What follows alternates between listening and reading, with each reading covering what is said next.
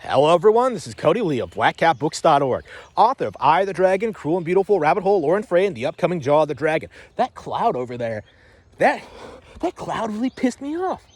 Like, how dare it be all white and puffy and not raining? It's just sitting up there doing nothing. Like, I'm offended. I'm angry.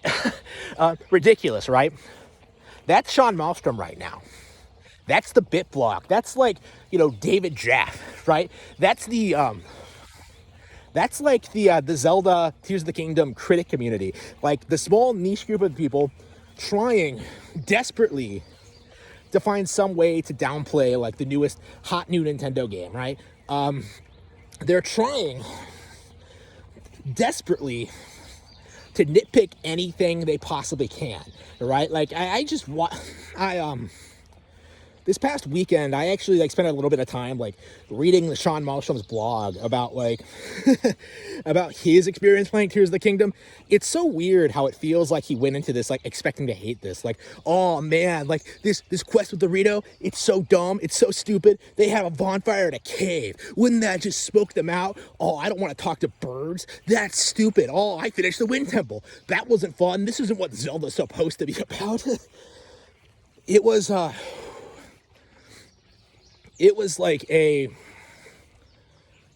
desperate attempt at trying to find something to complain about, something that fit that old Maelstrom shtick of only pretending only the first two Zelda games were good, right?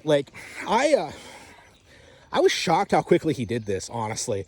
With Breath of the Wild, he took a good couple of weeks to try and say that oh, the game is almost good, but it still misses the mark because Anoma is just that terrible of a creator.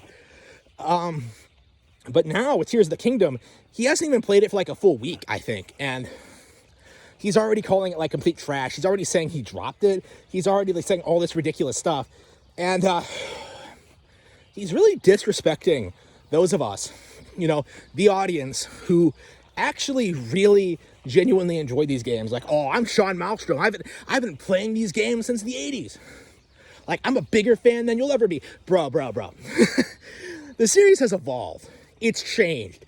It's gotten new fans. Plenty of people love A Link to the Past, Link's Awakening, Ocarina of Time, Majora's Mask, Twilight Princess, Wind Waker, Skyward Sword, and Breath of the Wild. And now Tears of the Kingdom, right?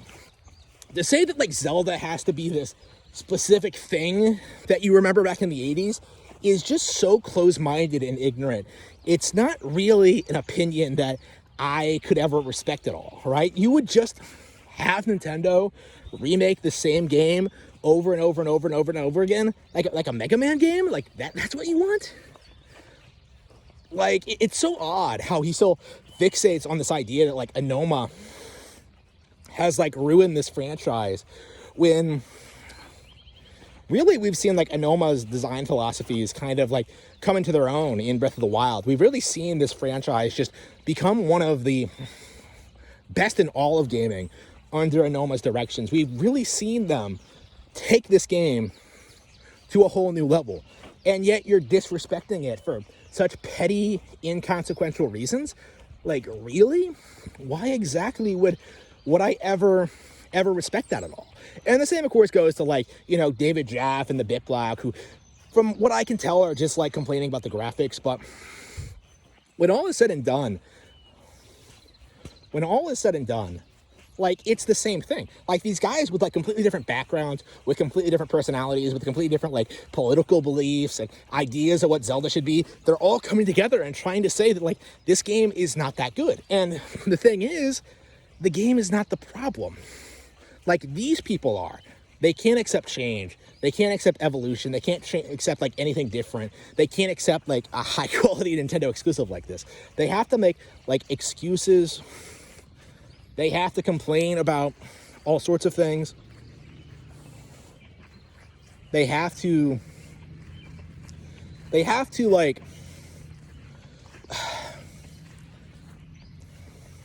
downplay something that I think is going to go down in gaming history as being a major milestone for the industry. in an age where like we constantly get rehashes and remakes of like old stuff that nobody really likes all that much, like Breath of the Wild really sticks out, and Tears of the Kingdom really stick out as like examples of what these kind of like open air games should be, right?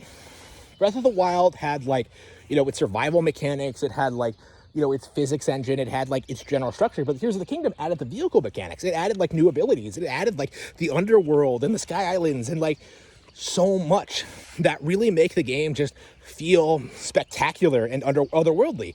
And I don't appreciate the fact that so many people try not to see that.